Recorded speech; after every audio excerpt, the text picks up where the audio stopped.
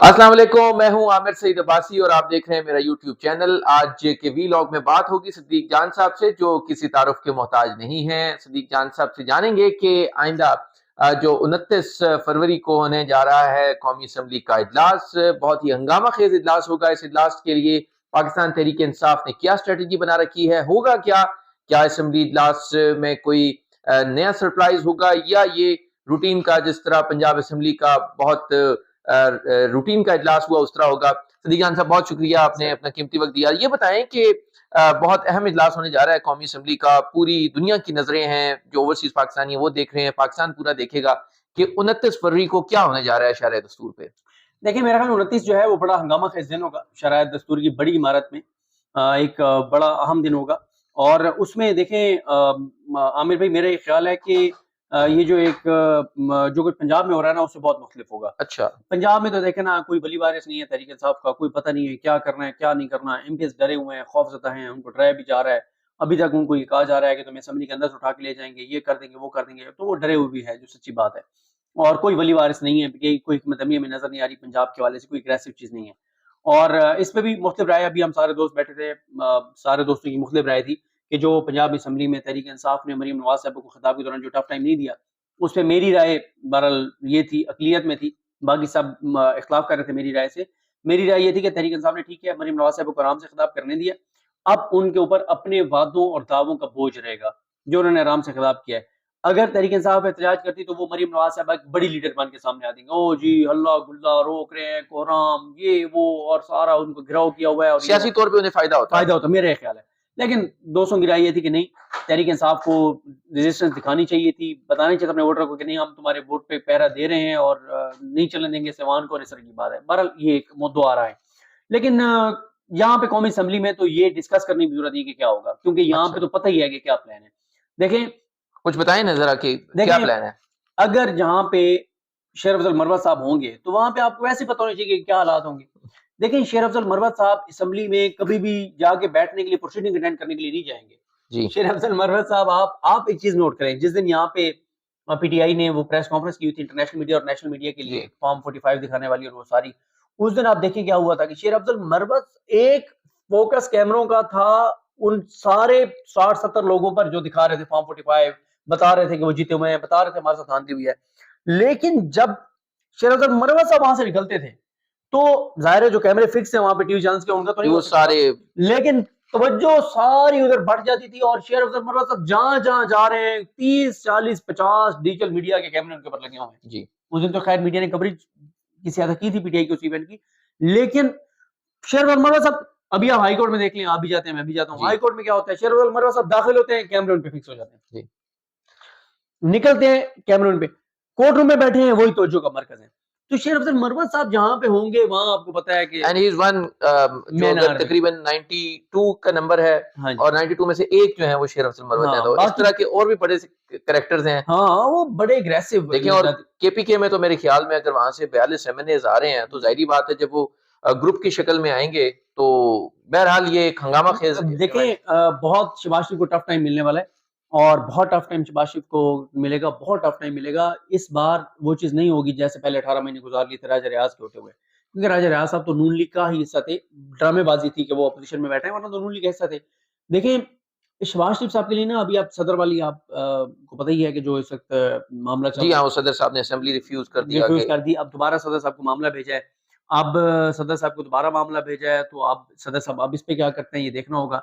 लेकिन हर हवाले से कंट्रोवर्शियल है ना पूरा सारा, कि हेड ऑफ द स्टेट जो है वो अदम एतमाद का इजहार कर रहा है, वो बुला नहीं रहे, फिर इलेक्शन कमीशन में मामला चल रहे होंगे, सीटें देनी या नहीं देनी, नहीं देनी तो फिर ये मामला सुप्रीम कोर्ट में जाएगा, अदालतों में जाएगा। सेनेट वाला इलेक्शन का मामला जाएगा, सदर के इलेक्शन वाला मामला जाएगा, असम्बली के इजलास वाला मामला जाएगा, फिर ईवान के अंदर, ईवान के बाहर।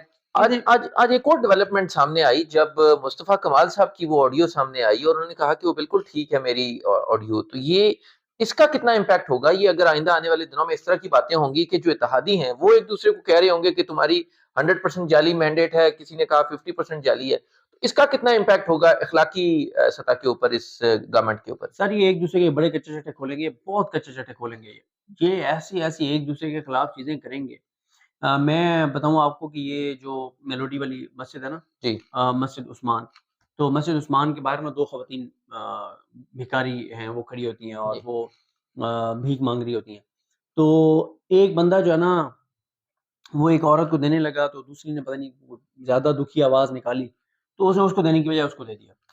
اس کے بعد بھائی جان ان کی لڑائی شروع ہوئی آپس او میں، مائی یعنی زبانی کلامی.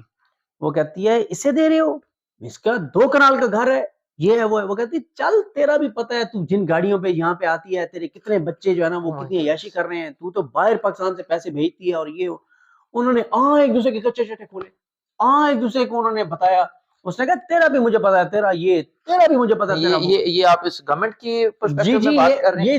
یہی کریں گے.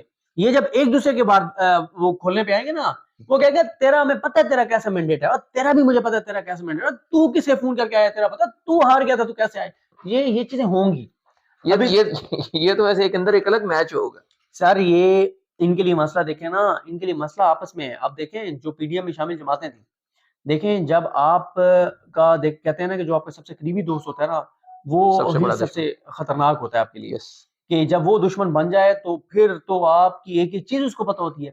اب مولانا فضل الرحمان صاحب جو الگ ہوئے ہیں سارے معاملے سے، اب مولانا فضل الرحمان سے بہتر کون جانتا ہے کہ حکومت کیسے آئی، ان سے بہتر کون جانتا ہے کہ میاں صاحب باہر کیسے گئے، کیونکہ ادھر سے وہ دھرنا لے کے آئے، ادھر سے میاں صاحب لندن چلے گئے. جی. ٹھیک ہے، اب مولانا صاحب کا تو کیس ہی ہے. اور مولانا صاحب اس 8 فروری کو ہونے والے سسٹم میں وہ بالکل اسی سسٹم کی طرف بالکل آؤٹ بھی ہو گئے کہ بالکل ہے. تو مولانا صاحب ان کو کیک کا کوئی پیس بھی نہیں ملا. آپ ایک چیز دیکھیں کہ مولانا فضل الرحمان صاحب کے جو رہنما ہیں ان کی جماعت کے راشد سومرو صاحب، کراچی میں انہوں نے اسٹیبلشمنٹ کے حوالے سے گفتگو کی ہے. جو یہ پی ٹی آئی کا بندہ کرتا تو اب تک پتہ نہیں کیسے کیا ہو جاتا، اب تک پریس ریلیزیں آ جاتی، ادارے پہ حملہ ہو گیا، تباہ کر دیا، برباد کر دیا، فوج کو تقسیم کرنا چاہتے ہیں، یہ کرنا چاہتے ہیں، وہ اٹھا لیتے اور سارا کچھ. ادھر کوئی نہیں گیا.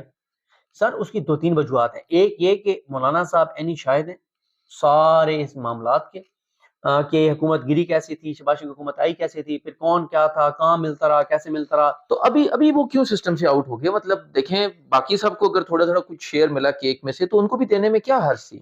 نواز شریف نے کہا تھا کہ جی مولانا مجھے نہیں چاہیے اسمبلی میں، کیونکہ میاں صاحب تو جب سے لندن سے روانہ ہوئے تھے تو وہ پرائم منسٹر کے طور پہ روانہ ہوئے تھے نا، جی وہاں سے ہمارے سفارتکار جو انہوں نے وہ تو روانہ کیا. اخبارات میں تو کیونکہ ان ٹھیک کا ہے، وہ اشتہار بھی پورے وہ چھپ گئے تو تھے کہ اشتہار تو بہت بعد میں چھپا. اس سے پہلے جس طرح سے ایئرپورٹ پہ ان کو پروٹوکول دیا گیا، بایو میٹرک ان کا وہاں ہوا، عدالتوں سے چیزیں ہوئی سارا.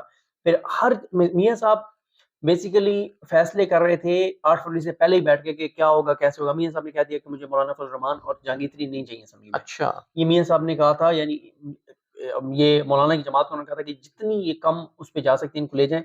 یہ اچھا اس میں یہ نہیں کیا گیا کہ مولانا صاحب کی جماعت کو ہرایا گیا، ایسا نہیں ہوا. اچھا صرف یہ گیا ہے کہ وہاں شفاف الیکشن ہونے دیے گئے. اچھا وہاں فارم 45 کے انہوں نے کہا یہاں الیکشن فارم 45 کے چلیں گے، اچھا وہاں وہاں پہ فارم 45 7 کے نہیں ہوں گے. تو اوکے یہ ہوا ہے. باقی جو ہے مولانا صاحب کا شکوہ یہ ہے کہ جہاں بھائی آپ نے 70-80 سیٹوں پہ فارم 47 کے الیکشن کرائے ہیں تو یار کو 10 ہماری بھی اس میں ایڈ کر لیتے. ویسے ہے تو بہت ہی جائز مطالبہ ان کا. جائز مطالبہ ہے. اور اس حوالے سے سب سے کمال مفتی کفایت اللہ صاحب نے، انہوں نے تو کمال کر دیا نا. اچھا انہوں نے کیا فرمایا؟ انہوں نے کہا ہے کہ انہوں نے 2-3 پروگراموں میں کہا ہے اور ہم نے اس میں بھی انہوں نے کہا ہے، انہوں نے کہا دیکھیں جب ڈاکو ڈاکہ ڈالتے ہیں نا تو 11-12 ڈاکو ہوتے ہیں، تو بعد میں وہ اپنا برابر حصہ تقسیم کرتے ہیں نا. لوگ کہتے ہیں ڈاکو لیکن ہیں بڑے ایماندار کہ آپس میں مال برابر تقسیم کیا. کہتے ہیں ڈاکہ تو ڈلا ہے لیکن نا مال تقسیم ٹھیک نہیں ہوا، ایمانداری سے نہیں ہوا. اچھا ٹھیک ہے. اور انہوں نے تو کھل کے کہہ دیا، اینکر نے کہا یہ کیا بات کر رہے ہیں؟ اس نے کہا صحیح بات کر رہا ہوں، اگر مینڈیٹ کے مطابق فیصلہ کر رہے ہیں وہ تو پھر پی ٹی آئی کا ہے، بنانے دو اسے حکومت. ہمارا شکوہ یہ ہے کہ مینڈیٹ پہ ڈاکہ تو ڈلا ہے لیکن ڈاکوؤں نے آپس میں مال ٹھیک تقسیم نہیں کیا.